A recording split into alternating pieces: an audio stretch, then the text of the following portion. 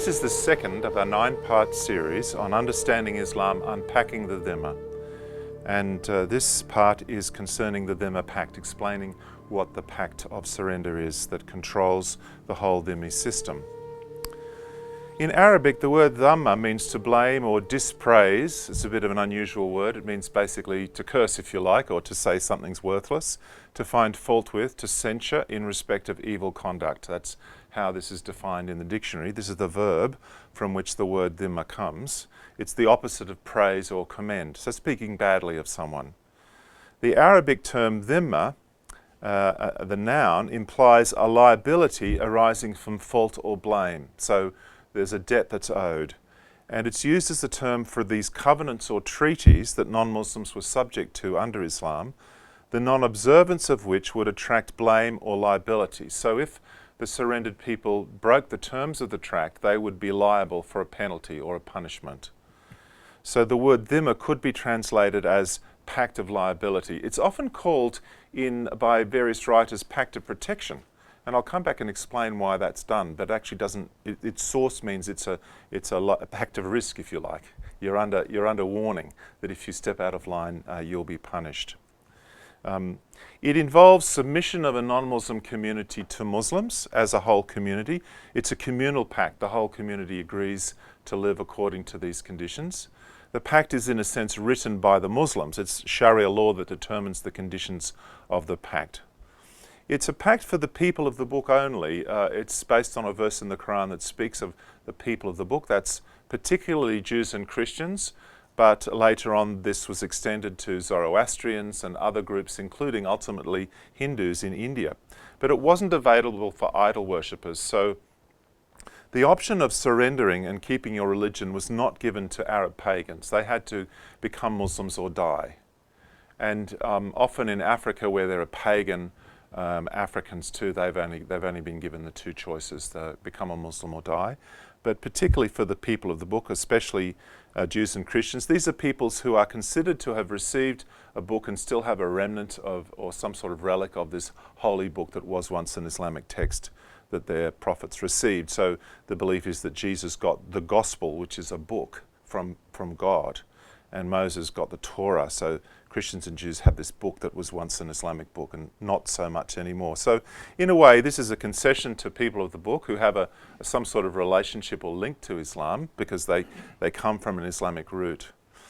Converts to Islam are immediately freed from these rules. So you can join the winning side just by accepting Islam.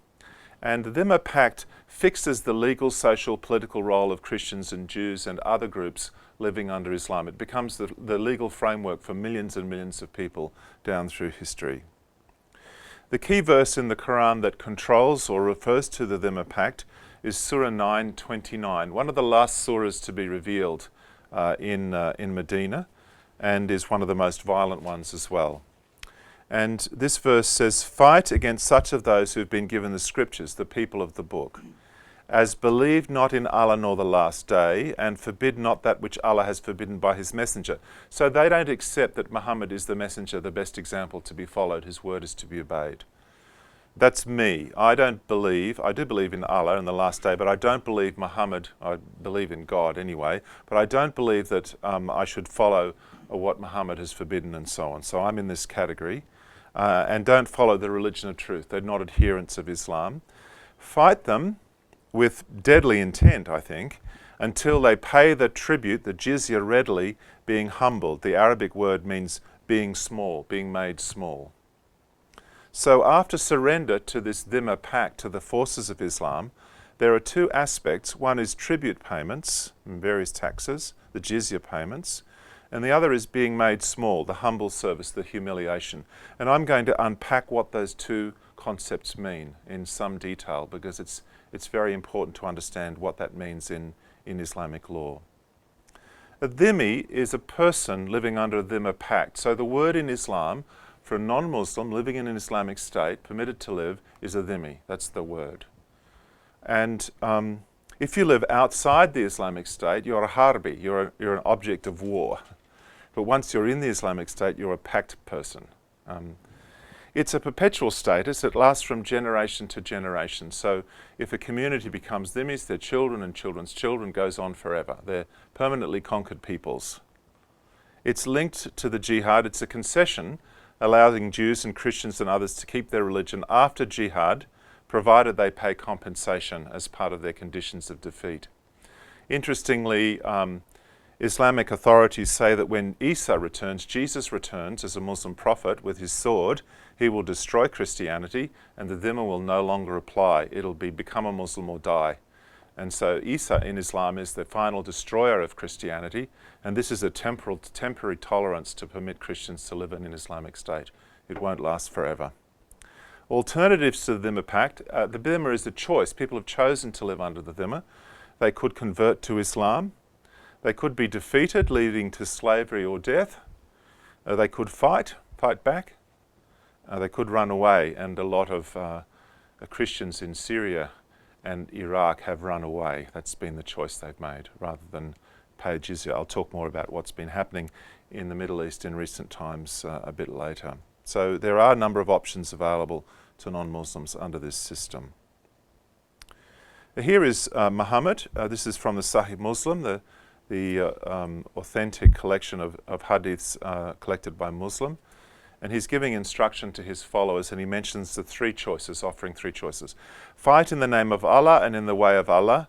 Fight against those who disbelieve in Allah. Make a holy war. When you meet your enemies who are polytheists, the word polytheist actually translates a word in Arabic which means associator, someone who associates something with Allah.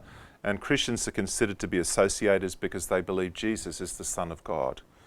When you meet them, invite them to three courses of action. If they respond to any one of these, you accept it and withhold yourself from doing them harm. So firstly, invite them to accept Islam. If they respond to you, accept it from them and then desist from fighting against them. So Muslims are not allowed to fight Muslims. That's actually forbidden in Islam, unless you declare that they're not really true Muslims or they're rebellious. Secondly, if they refuse to accept Islam, demand from them the jizya, the tribute. If they agree to pay, accept it from them and hold off your hand so you don't attack them. If they refuse to pay the tax and they've refused to convert, seek Allah's help and fight them, kill them. So they're the three choices: convert, accept the dhimma, or then there's the sword. So a dhimmi is someone who's not a Muslim, living under Islamic rule and subject to a Dhimma Pact. In traditional classical Islamic law, if you are non-Muslim living permanently in an Islamic state, you're a dhimmi. There's no other way to exist in an Islamic state unless you're a dhimmi. You could be a temporary visitor from Europe or somewhere like that. That would be a bit different, but the people that actually have their home in the country, if they're living in an Islamic country, it's the laws of the dhimma that determine their position. So you need to understand that in Islamic law, every non-Muslim living in an Islamic state is considered to be part of a community conquered by military conquest. That's the permission that exists for non-Muslims in Islam, to be a conquered people. That's the end of that section.